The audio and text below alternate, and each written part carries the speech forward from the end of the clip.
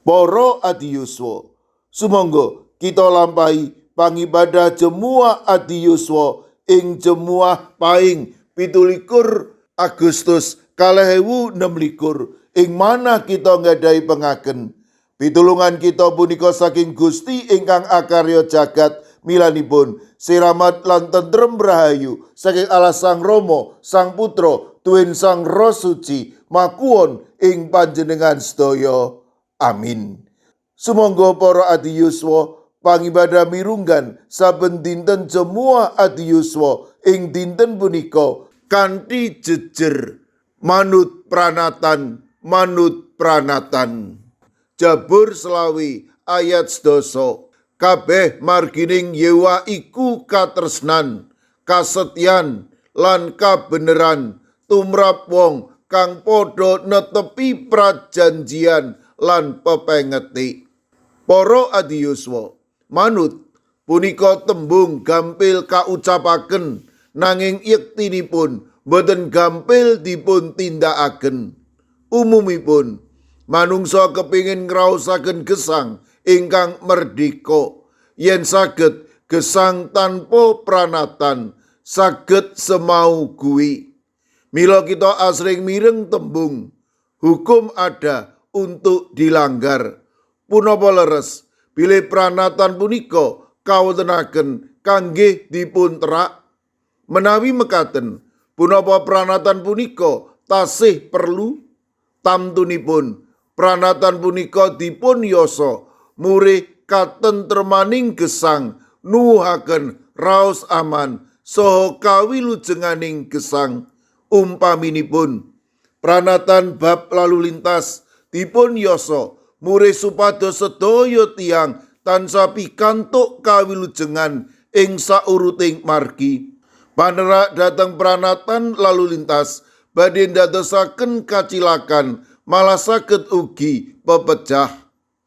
Prabu Daud ing kitab Jabur nyuwun pangapunten lan pangayoman saking Yewah. Daud pitados bilih namung Yewah ingkang saged mitulungi lan milujengaken gesangipun. Milanipun Daud ngasoraken diri wonten ing ngarsanipun Sang Yewah tansah ngantos kanthi setya tuhu pitulungan saking Yewah. Sedaya marginipun Yewah punika katresnan, kasetyan lan kabeneran tumrap wong kang padha netepi prajanjian lan pepengeti. Bab punika ketingal wonten ing Jabur selawi ayat 11. Para adiyuswa, kesadaran diri punika awis-awis kita panggihi ing gesangipun manungsa jaman sakmangke. Budaya instan ugi saged njalari tiyang kecalan kesabaran mila remen mundut jalan pintas. Boten manut pranatan, budaya isin ugi ketingalipun sampun boten wonten.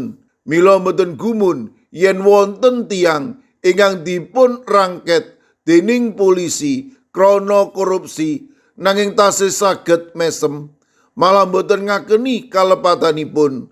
Menapa malih yen wonten kathah pengacara ingkang paring pambiyantu kados-kados sampun kebal hukum. Sumangga kita sami sinau saking Prabu Daud ingkang tansah kepingin manut dhateng pranatanipun Yewah. Temahan klayan prasaja ngakeni kalepatanipun lan panerakipun sarta nyenyuwun supados Yewah piyambak ingkang nedahaken margining kayekten punika namung saged kelampahan menawi kita tansah manut lan setya dhateng pranatanipun Yewah. Amin. Sumangga kita ndedonga. Matur nuwun Gusti, lumantar pangibadah mirunggan cetha sanget menawi paduka paring pepemut amrih kawula tansah manut pranatanipun paduka ing sadengah kawontenan. Monggo paduka ingkang berek kawula, paduka ingkang ngemutaken kawula, paduka ingkang mulang kawula, matemasak lambah gesang kawula manut kalian pranatan paduka. Paduka berkahi para adiyuswa ing pundiya papan. Monggo paduka ingkang ngreksa, paduka ingkang mitulungi, paduka ugi ingkang tansah nganti.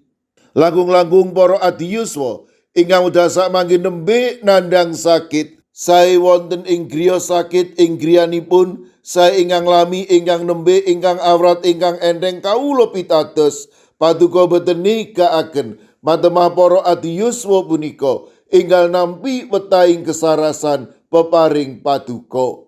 Kawula ugi masrahaken anak putu kawula ing pundiya papan, monggo paduka ingkang reksa, paduka ingkang mitulungi, paduka ingkang berkahi. Matemah lumantar pasinaon, lumantar gesang bebrayatan, pakaryan para anak putu kawula tansah caket raket kalian paduka lan binerkahan dening paduka.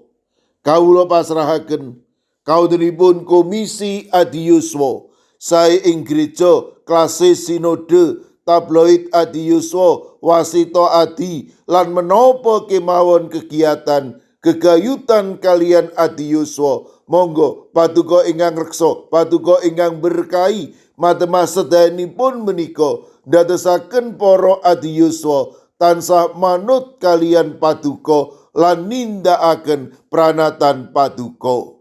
Kawula pasrahaken sedaya pasambat pandonga kawula wonten ing asma paduka Gusti kawula Yesus Kristus ingkang paring berkah dhateng kawula.